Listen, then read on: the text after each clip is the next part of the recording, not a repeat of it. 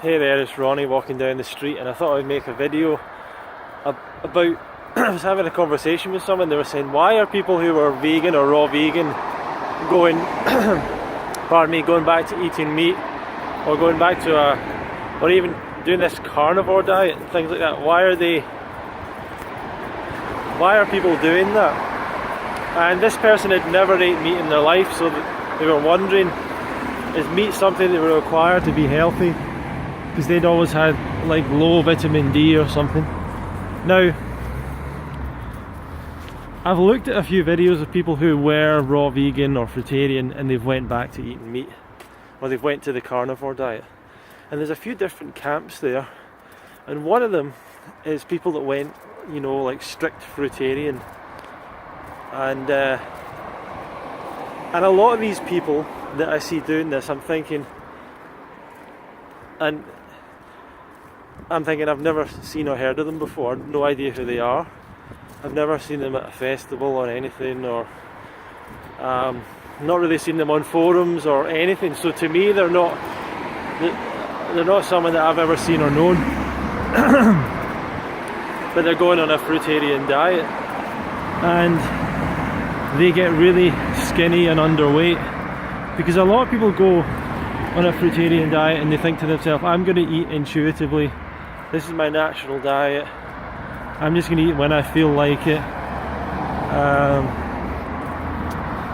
I'm going to, you know, go away to some other country like Bali or something, Indonesia, Thailand, and I'm just going to eat, you know, little bits of fruit and stuff like that.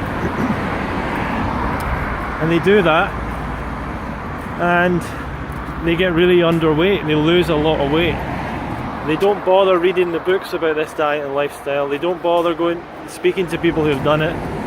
They don't bother coming to events to learn about it. They just think they're going to work it out on their own, and they do it really badly. And they do this intuitive eating thing. Intuitive eating is a total lie and a myth, by the way. If human beings had any ability to eat intuitively a healthy diet, we wouldn't be in this health crisis problem that we're in. If people had any ability to eat intuitively, we would never have suffered from scurvy, from beriberi, from pellagra, from massive population-wide deficiencies. Wouldn't have ever happened. We do not have an ability to eat intuitively. We do not have an ability to know what to eat based on the nutrients that we are low in. That is it's just completely non-factual. It's not a lie in anything, it's just people are believing in things that aren't correct. So they try and eat intuitively, try and eat fruit. They don't eat enough, they get really underweight, they lose a lot of weight, they're not around their friends, their family, because they're away in, you know, Thailand or something. And yeah, they clearly get problems. It's quite obvious that they'll get some problems from doing that. So eating any other way, whether it's going back to cooked food, whether it's high fat raw vegan, whether it's eating meat even, will more likely get them more calories. It's nothing to do with nutrients. It's not to do with them being nutritionally deficient. It's to do with them being deficient in calories. And that's why we see people that look like starving, skinny fruitarians and raw vegans, because they weren't eating enough. And I know that you're going to say, oh, this person said they were eating enough and this person was eating enough, and we just don't know what people were eating. But if they were really underweight, they clearly weren't eating enough. So it's not a nutritional deficiency, it's calorie deficiency because of a lack of education in this lifestyle. Look at me, do I look deficient? Do I look like I'm underweight? I'm definitely not. So anyway, I've got the raw food glow every single day. And the other camp is usually vegans, usually people that were never 100% raw, by the way, for any kind of length of time. Going back to eating meat because a lot of times it's digestive problems, or it's perceived but not real deficiencies. But what I mean by perceived and not real deficiencies is they've been convinced by someone to start doing blood testing, to go on chronometer or whatever, and start really tracking everything that they're doing and seeing, and really wire down on their blood tests, and then take another blood test and take another blood test, and then start taking supplements, and they start getting pretty crazy when it comes to that stuff, and pretty intense about it, and they become convinced. They start to diagnose themselves with problems. And I know a lot of you out there, people that are commenting in my videos, you're diagnosing yourself. Do not do that. Don't diagnose yourself with illnesses that don't exist. And just because you're low in a particular nutrient doesn't mean that you are suffering from the symptoms of a particular disease because of that. Feel free to get a doctor to check you out. People aren't satisfied because doctors often say there's nothing wrong with you, and people don't like that. They want to believe there's something wrong with them for whatever reason, and they want to take supplements for whatever reason. They think there's some kind of magic in that. So anyway, don't diagnose yourself, and don't listen to someone that's telling you you need to go and do blood tests and take vitamin D supplements and B12 supplements without any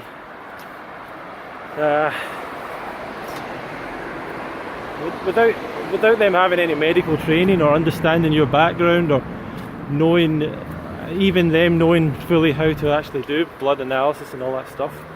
That's medicine, and that's the work of doctors. You're going to go see a doctor, then fair enough, and they can monitor what's happening with you. They can also tell you if it's actually your symptoms are to do with your deficiency or not. So people get really caught up in the idea of deficiency, especially when they go raw vegan or fruitarian. They start to fully believe they must be deficient. There's no way they can't be deficient, and the slightest problem occurs and they assume it must be a deficiency, and it usually is nothing to do with a deficiency, or it probably isn't, because in this society we don't get deficient anymore. We really just don't get we don't get deficient. All the major deficiency diseases would have been healed if people ate more fruit, and that's apart from when people didn't get out in the sun, because obviously that was the problem. And then you get the other camp is people who are vegan that have bad digestion. They went vegan because they had bad digestion. They went towards raw vegan because vegan wasn't enough, and they still had bad digestion. Oftentimes they didn't actually stick to a raw vegan diet or a fruitarian diet long enough for it to heal their digestion, and they went back to eating cooked food, which continued to prolong their bad digestion. And then when all that in their mind didn't work, they try and eat meat as a diet, and all of a sudden it has a particular effect on their digestion, which is in their perception is positive, but in reality is just damaging further their digestion. If you cannot properly digest the foods that we are designed to digest, fruits and vegetables, fruits and tender leafy greens, if you're struggling to digest those, your digestion is severely damaged and will not be repaired by eating meat, which is only going to do further damage. So right now I'm walking past a raw food cafe sort of place. Oh no, I guess it's a vegan place. It's not raw. I don't know why people don't. They should do a raw cafe, but anyway. So this is so that's the three people I see.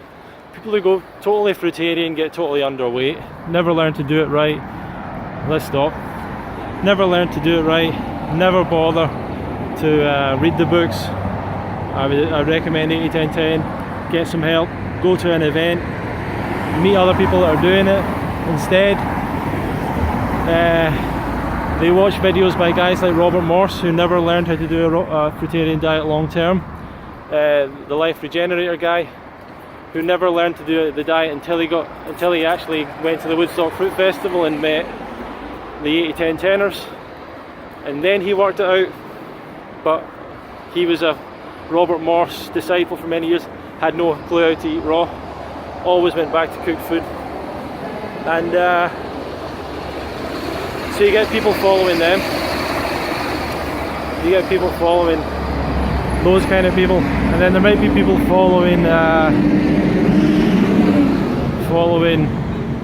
what they call like fit short eats, and different people that are fairly new into this that are doing a fruitarian diet, but they've they've not been doing it for 20 years or 30 years or whatever, so we don't know what they're going to do long term. And then we get vegans, then we get the people who are just obsessed with supplements and detox supplements and deficiencies, people that get totally obsessed with that. And then we've also got the people who have digestive problems, and they're all going back to eating a meat or a raw or a cooked food or a meat diet, whatever. And really the solution is to learn how to do the raw vegan diet correctly, so that you don't come into these problems. Don't become focused on deficiencies. That's why I really dislike speakers that all they focus on is deficiencies, unfortunately. And it's such a bad message, and they have done harm to so many people. They don't even realise it. They've done so much harm to people, making them obsessed with the idea that they're deficient. And some of you know who I'm speaking about, and it's really a sad thing. That's why I tend to follow mentors who aren't obsessed with the deficiencies and things like that.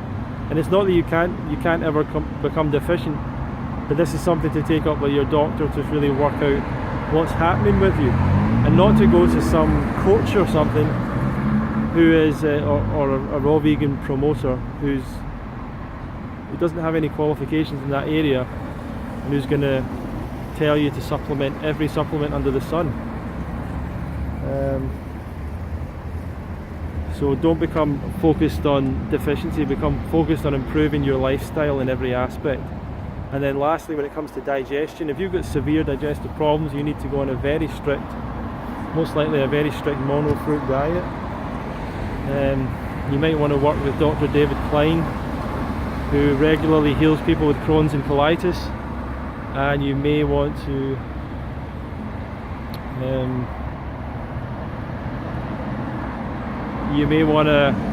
do a fast, a supervised fast. You may wish to do any of those things. But going back to a meat diet long term is not going to help out your health. There is no indication that meat is good for your digestion, that meat is going to solve your deficiencies, that it is healthy for you, for your life. In reality, it leads towards heart disease, cancer, and early death, disease, disability. That is what a meat diet is doing for people. So don't get freaked out when you see people going to a meat diet. They do not have the raw food glow. They don't feel good. They're lying to themselves. They're in denial. Often they actually lied about their experience on a vegan or raw vegan diet. There's one guy that talked about all the problems he was having on a raw vegan diet, and one of them was he was getting nosebleeds, and I was commenting on his channel recently. I said, how come you're not telling all your viewers that when you were on a vegan diet that you were taking heavy doses of testosterone, which is known apparently to be linked with nosebleeds? Why weren't you telling your followers that? Why were you telling them you were getting nosebleeds from your diet? Why were you lying to people? Why were you in such denial that you were willing to lie to people? So there's always lies out there, big lies in the community of people that are eating. They are lying about how good they feel. They are lying about the problems they were having on a vegan or raw diet. So many lies. and they get scared, they get paranoid about deficiency and all that stuff. Just don't get paranoid about it. Just remember, who's got the raw food glow? Only, like, I don't know, I don't want to talk about that. Anyway, just keep on improving what you're doing, and it's not all about your diet. It's about looking into the other aspects of your life, your sleep, your stress, your relationship, your air quality, your job. Are you really loving what you're doing? Raw vegan diet will make you look at every aspect of your life and say to yourself, is this as good as I can do? You know, you take out all the stimulants, all the supplements, all the toxic things out of your diet, and you start to really look at your life. You start to realize, I'm really tired, I'm really stressed, I'm emotionally not where I want to be. And that's when people go, oh, there's something wrong with this diet, instead of going, there's something wrong with your life. Heal your life. Look at the other aspects of your life that need to be healed. And the last thing is that people want to get off the raw vegan diet because it's not exciting, it's not stimulating, it's not addictive, it's totally not addictive. And people can't handle that. They can't handle not having a crutch. People cannot handle freedom.